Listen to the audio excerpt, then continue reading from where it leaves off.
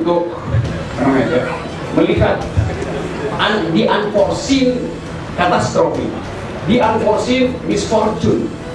Dia membayangkan apa yang terjadi kekacauan, oleh karena itu dia bersiap dan bahkan dipersiapkan dengan sangat cepat.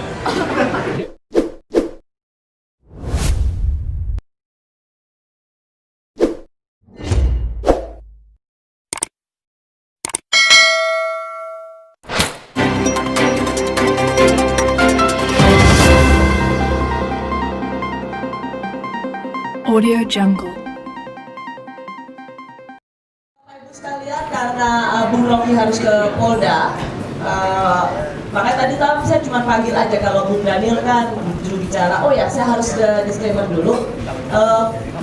Panitia sudah mengundang Pak Asrul Sani, yaitu TPN-nya dari Pak Jokowi, Pak Maruf. Tetapi tadi saya diberi kabar oleh Mas Denny bahwa beliau tidak bisa datang karena menjadi pansel untuk hakim-hakim Mahkamah Konstitusi, tidak bisa meninggalkan meeting itu. Jadi memang dari 01 tidak ada perwakilannya. Nah, saya nggak tahu Bung Rocky ini mau disebut apa. Profesor katanya bukan, dosen juga udah nggak dibolehin ngajar. Hah? Ustadz ya. Ya untuk sementara mungkin calon tersangka. Oke, Bung Rocky silakan karena Anda mau berangkat ke Polda, jadi kesempatan setuju ya, kesempatan pertama diberikan kepada Bung Rocky ya. Silakan Bung Rocky. Oke, dari panitia saya titip bentengan. Oke, saudara, saya senang ada di sini karena kalau ILC itu tempat saya ngibul, kalau orang Madinah tempat saya bertobatlah. Tapi saya ikuti dengan cara seksama dalam tempo yang agak panjang. Jadi itu poin yang sangat penting. Saya akan ingat itu dan saya ingin agar supaya mahasiswa orang Madinah ingat itu, bahwa ada seorang yang pernah membuat legacy di dalam sistem hukum dan ketatanegaraan kita, sehingga kita dapat semacam kurikulum baru untuk memahami apa itu Mahkamah Konstitusi. Karena bab 2 buku ini buku yang agak kurang ajar. Kalau saya tanya, siapa yang ingin buku ini laku, laris? Ada yang ingin buku ini laris? Artinya Anda ingin terjadi sengketa di dalam pilpres nanti. Itu kurang ajar begini. Diam-diam dia ingin agar supaya terjadi sengketa, supaya ada kegiatan ekonomi hukum. Jadi logiknya begitu sebetulnya. Seandainya tidak ada sengketa, ini buku ini dimakan rayap, nggak ada yang beli. Jadi dari awal sudah ini dia punya semacam kemampuan untuk melihat the unforeseen katastrofi, the unforeseen misfortune. Dia membayangkan apa yang terjadi kekacauan, oleh karena itu dia bersiap dan bahkan dipersiapkan dengan sangat cepat. Jadi beliau dan tim sudah membayangkan akan terjadi sengketa. Bagus sebetulnya untuk meningkatkan perekonomian para lawyer. Daya ekonomi kita bisa tumbuh sedikit di atas 5,1. Jadi teman-teman semua, saya menganggap bahwa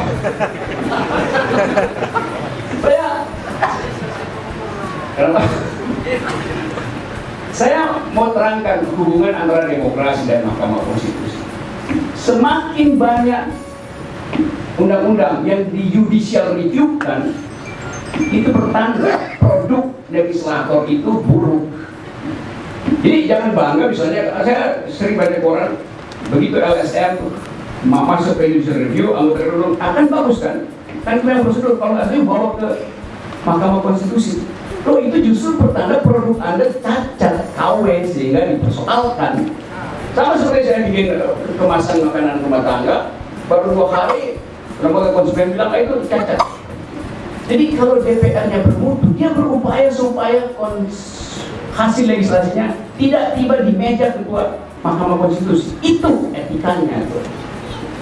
Dengan kata lain, kalau demokrasi bekerja betul, Mahkamah Konstitusi nggak ada kerjaan. Kan itu dasarnya. Kalau demokrasi kita mulus, maka nggak akan ada sengketa. Itu prinsipnya. Nah, kan pertanyaan mengapa demokrasi kita penuh dengan sengketa? Apa sih yang disengketakan?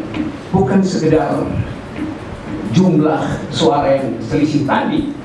Misalnya saya dan Daniel berselisih 100 suara, terus dia dapat 60. Saya ingin misalnya, ya kalau Daniel yang kalah, ya saya lega kalau dia mengakui kekalahannya. Tapi saya lega kalau saya mengakui kekalahannya itu. Kan etika itu yang nggak ada di antara kita. Kenapa begitu? Karena selama ini persaingan politik itu tidak didasarkan pada pertengkaran akademik. Dan itu potensi untuk saling mencurangi. Kalau ada debat akademis tentang visi dan misi, dari awal orang tahu Anda tidak terbutuh, Anda juga bermutu, Anda pernah terbutuh. Sehingga yang terjadi adalah ketidakmampuan mengucapkan visi misi, ketidakmampuan untuk captivating ideas dari publik melalui dalil-dalil argumentatif menyebabkan legislator, capres, gubernur itu tidak memakai akal sehat untuk berkampanye. Mulailah cari cara macam-macam, sponsori rekayasa kekerasan di tempat kampanye, ajukan konfrontasi di bidang syarat. Itu yang menyebabkan bertumpuk problem di Mahkamah Konstitusi. Kalau debat itu, kalau kampanye itu dasarnya ada akal sehat, nggak akan ada tuh persaingan untuk memenangkan suara, perselisihan. Jadi buku ini sebetulnya judulnya tadi itu strategi memenangkan sengketa pemilu. Sebetulnya dimaksud adalah bukan memenangkan sengketanya, kalau kita baca between the line, tapi memenangkan demokrasi itu, memenangkan peradaban berpolitik. Jadi saya nangkap itu, Denny dan timnya berupaya untuk memberitahu kita bahwa ada yang luput dari percakapan warga negara, itu etika publik. Jadi ketiadaan etika publik menyebabkan banjir sengketa di konstitusi. Nah, kita ingin agar supaya kita pulihkan etika politik itu, the idea of citizenship. Negara ini disusun untuk kepentingan bernegara, bukan berpartai. Partai adalah fasilitas untuk mengucapkan citizenship, bukan partai intinya, tapi citizenship. Kalau ada suasana citizenship, maka partai pasti punya kurikulum tentang public ethics. Jadi jangan kita balik-balik seolah-olah persoalan ini cuma persoalan teknis. Jadi buku ini saya kira semacam kitab suci bagi mereka yang kekurangan iman demokrasi itu.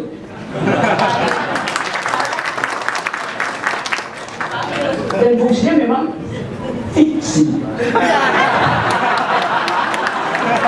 Karena buku ini membangkitkan harapan tentang the not yet yang belum, yaitu demokrasi yang ideal.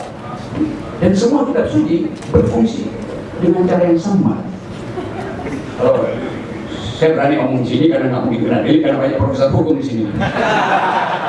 Jadi saudara-saudara, itu yang kita inginkan, supaya di dalam politik ada persaingan argumen. Itu akan menghentikan persaingan sara, persaingan sentimen.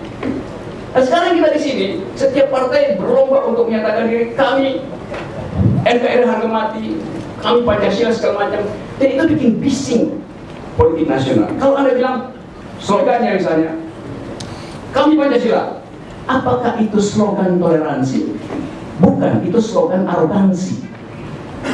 Dan kita tidak dibikin cerdas untuk membongkar persembunyian dari mentalitas macam itu. Jadi sekali lagi, supaya saya bisa tiba-tiba di depan penyidik,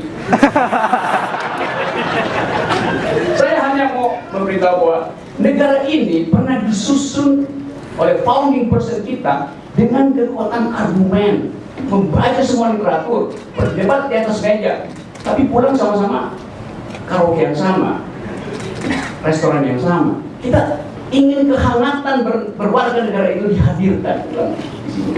Karena itu saya ingin dorong agar supaya politik hari ini dikembalikan pada wilayah intelektual, bukan wilayah orang sekolah, tapi wilayah intelektual Karena setiap warga negara dasarnya adalah orang yang berintelek.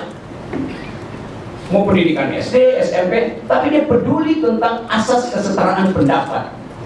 Jadi hanya dengan itu kita bisa pastikan bahwa buku ini akan menghasilkan pasar baru. Apa namanya dalam ilmu ekonominya, supply creates its own demand. Jadi kalau demokrasi kita supply terus menerus akan ada demand. Tapi itu hanya mensyaratkan bila penyelenggara pemilu, peserta pemilu, dan mereka yang akan mencoblos surat suara tumbuh berdasarkan akal sehat. Terima kasih.